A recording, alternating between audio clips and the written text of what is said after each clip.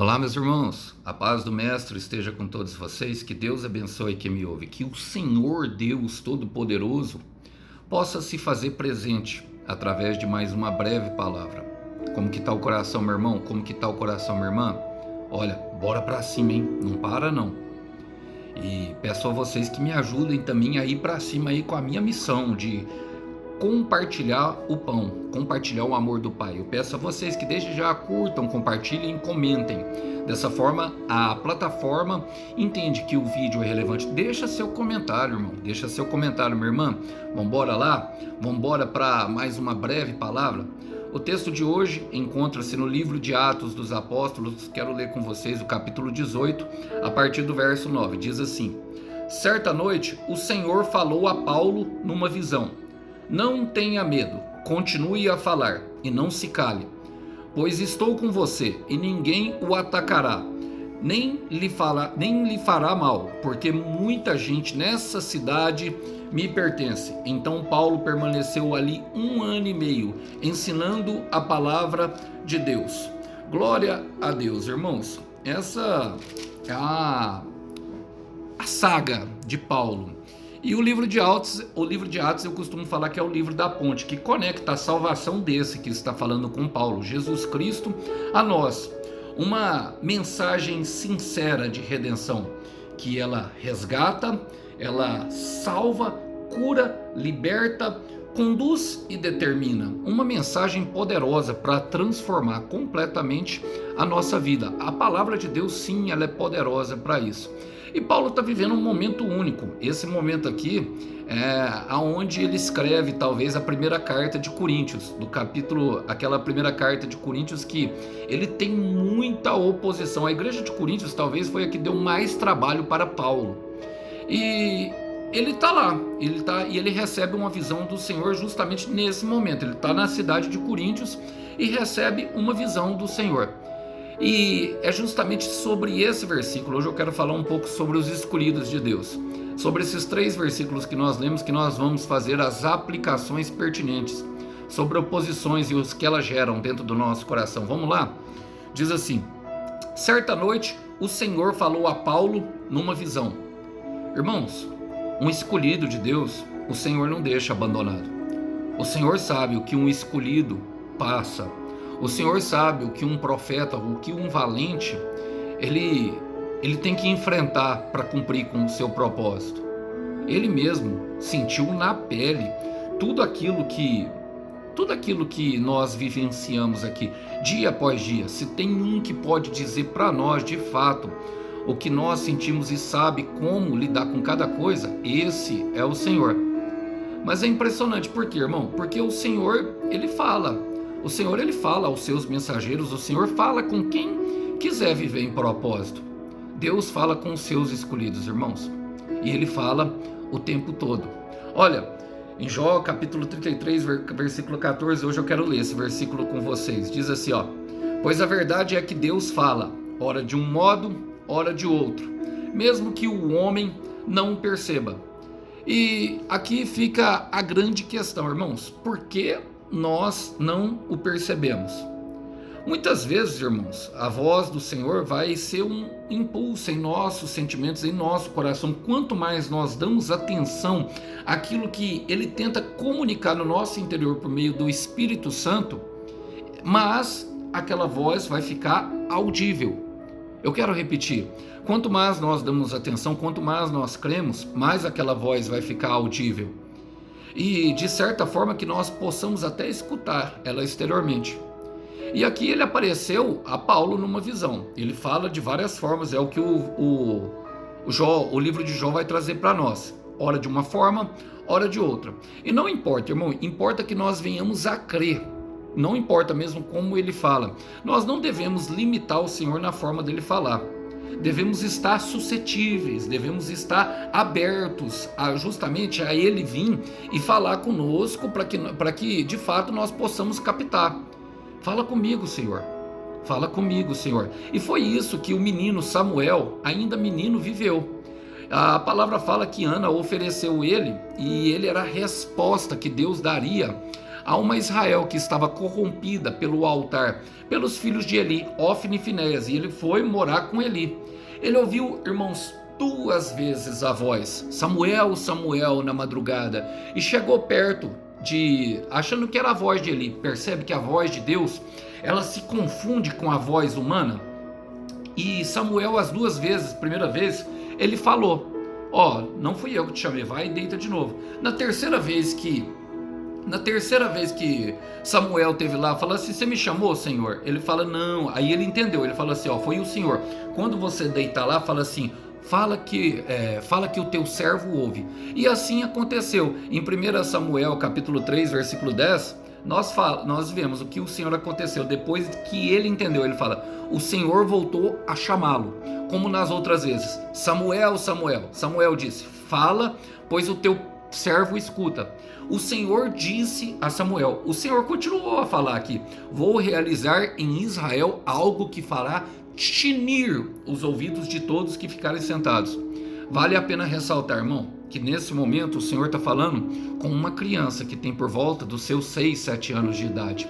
Você percebe que para ele não tem limites? Se o Senhor quiser falar com um escolhido seu, irmão, ele vai sempre bater na porta. Então fica atento.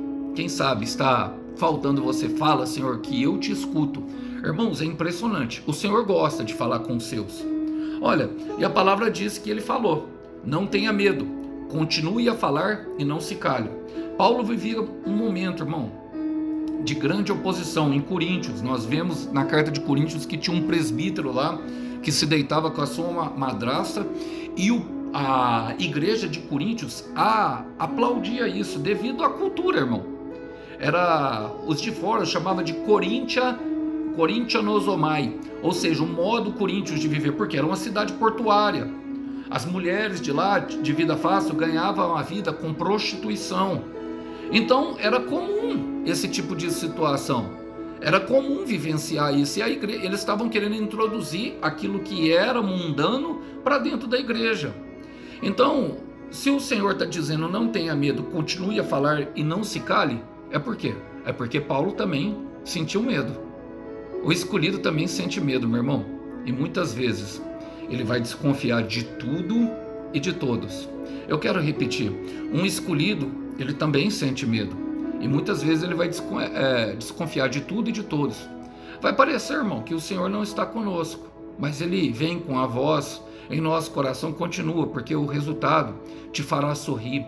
Continua, porque a vitória vem. Continua, porque você viverá de promessas. Você viverá pelo meu propósito. Somente continua. Continua, não tenha medo. Olha, quero deixar para você, meu irmão, para você, minha irmã, você que é um escolhido de Deus. Se você chegou aqui, eu tenho plena convicção que essa mensagem chegou para pessoas que Deus ou escolherá ou já são escolhidos. Isaías capítulo 41, versículo 10 é a mensagem para você. Por isso, não tema, pois eu estou com você. Esse é o Senhor te falando, não tenha medo, pois eu sou o seu Deus. Eu o fortalecerei, o ajudarei e o segurarei com a minha mão direita vitoriosa. Mais importante, irmão, do que o medo, ou do que a oposição do sistema que jaz nesse mundo, que vem contra um escolhido de Deus, é aquele que habita em nós e é aquele que está conosco. Ele te fortalecerá e te guardará do maligno, não te tocará. Olha, a palavra vai dizer que Jesus diz, pois estou com você, e ninguém o atacará e nem lhe fará mal. Tá entendendo? Não é porque nós somos escolhidos, irmãos. Não é porque nós temos alguma coisa diferente, é porque simplesmente nós nos submetemos a Ele. Nós escolhemos obedecer. E eu quero te dizer algo que talvez possa perturbar o seu coração. Todo obediente vai sofrer muito. Todo obediente vai lidar com afronta, vai lidar com oposição, vai lidar com mentira, com maledicência, vão caluniar, vão te denunciar, vão tramar contra você a milhão. Mas sabe de uma coisa? Pode faltar tudo, pode até faltar amigos, a solidão vai bater na porta, vai querer te abraçar com força, mas pode faltar tudo, pode faltar muitas pessoas, mas uma coisa eu tenho certeza, não te faltará o Senhor. Salmo 23, versículo 1. O Senhor é meu pastor e nada eu terei falta. Então, quando Deus tem propósito, irmão, quando Deus tem propósito com alguém, o mal não pode atingir. Eu quero repetir porque eu creio que eu estou pregando para pessoas que têm enfrentado uma ferrenha oposição. Quando Deus tem propósito com alguém, o mal não pode atingir. O mal não pode tocar. Salmos 91, versículo 7 vai dizer: 1000 cairão à tua direita e 10.000 ao teu lado, mas tu não serás atingido. Eu quero declarar sobre a sua vida, meu irmão. Tu não serás atingido. Eu quero declarar sobre a tua vida, minha irmã. Tu não serás atingida, porque é o Senhor que está com você. Então não tenha medo. Olha, a palavra vai dizer que ele continua falando: porque muita gente nessa cidade me pertence. É maravilhoso isso, não é verdade? Traz uma paz ao meu coração. Traz paz ao de vocês. Fala a verdade. Sabe por quê, meu irmão? Isso é lindo de se ver. Deus sabe quem é dele. Vamos ler novamente? Porque muita gente nessa cidade me pertence. Então era Jesus que tinha um propósito ali. Então quando Deus coloca algo no nosso coração, irmãos, em que nós devemos ficar, em que nós devemos permanecer, você percebe que você não consegue, porque, irmão, tem uma força mais forte que te colocou ali. Deus sabe quem é dele, ele sabe como alcançá-los. Ele sabe cada pessoa, irmão, que se conecta à outra, cada história que colide uma com a outra e produz fé. Você é um instrumento na mão do Altíssimo, meu irmão. Você é um instrumento na mão do Altíssimo, minha irmã, para levantar uma geração de adoradores. E Deus sabe quem é dele. Ele não te escolheu à toa. Ele sabia que ia ter espinho, sabia que ia ter fraqueza, sabia que ia ter medo, sabia que ia ter vontade de desistir, sabia que a opressão ia ser grande, sabia que a oposição ia ser grande, e mesmo assim ele resolveu te escolher. Naum capítulo 1, versículo 7 fala que o Senhor é bom e é um forte refúgio no dia da angústia. E ele sabe, ele conhece aqueles que confiam nele. Ele conhece, irmão. Mas olha o que a própria palavra no livro de Atos vai falar de Paulo, irmãos. É Deus falando, dando testemunho de Paulo a Barnabé, logo na conversão. Em Atos capítulo 9, versículo 15 e 16, ele fala: mas o Senhor disse a Ananias: vá, este homem é meu instrumento escolhido para levar o meu nome perante os gentios seus reis e perante o povo de Israel. Mostrarei a ele quanto deve sofrer pelo meu nome. E é uma palavra difícil, não é verdade, irmãos? Mas o sofrimento, ele traz redenção. Eu quero repetir. O sofrimento, ele também traz redenção. E o paraíso, muitas vezes, ele pode se tornar também um tipo de prisão. Então nós devemos tomar cuidado com aquilo que é o nosso caminho. Você percebe que a vida de Paulo não é fácil, irmão? Mas mesmo assim, teve sucesso em tudo que fez. Se tornou o pai da teologia, escrevendo talvez a maior quantidade de livros do Novo Testamento para nós, deixando assim um legado marcante que impacta gerações pelos tempos dos tempos, passando de geração em geração. Nós ouvimos falar do apóstolo. É impressionante aquilo que ele mesmo vai dizer em Efésios capítulo 2, versículo 7, que a graça de Deus nos alcança para que nós possamos, através de eras vindouras, demonstrar essa graça e a bondade do Senhor. Então ele sabe, irmão, exatamente o que está fazendo. Não desista da sua missão. Olha, e a palavra vai falar: então Paulo permaneceu ali por 1 ano e meio. Uma palavra, irmão, muda tudo em nossos corações, não é verdade? Eu quero te dizer, se essa palavra falar com você, se essa palavra tem falado ao teu coração, se essa palavra realmente você crê que é Deus falando com você, permaneça onde Deus te colocou, irmão. Permaneça onde Deus te plantou. Permaneça onde Deus te fixou. Permaneça onde Deus quer que você esteja. Ali tem propósito. Eu quero repetir, ali tem propósito. Repita comigo, meu irmão. A postura é a mesma. e ela permanecerá. Rabadasokianta Ramandacaia.